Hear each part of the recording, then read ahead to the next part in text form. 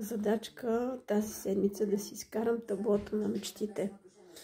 И аз си изкарах снимки от преди и сега, което мечтая.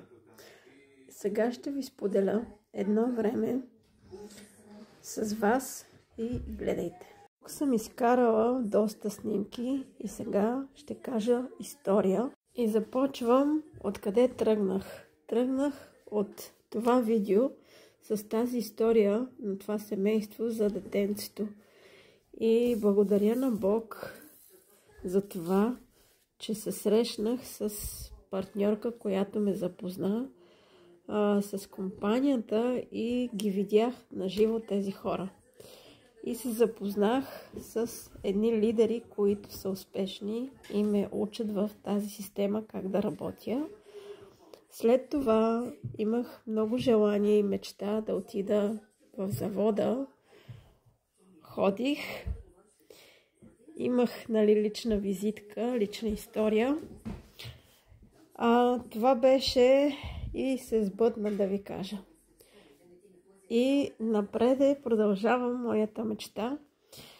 Тук всеки път си казвах, че искам един човек, който да работи с мен и да ми е като сродна душа.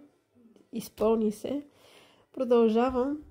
Тук съм в завода, дето показвам колко държави си партнира компанията.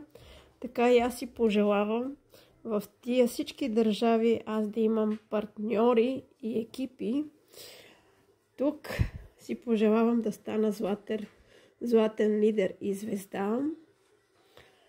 Тук, виждате ли, на това празното си пожелавам да имам снимка и да съм звезда в тази компания. Да имам такъв екип, такава кола, да се кача на сцената, да имам мечтаната къща и почивка. От тук насам си пожелавам за напред. Това е моето табло преди и за бъдеще. Това беше моето табло преди и за напред.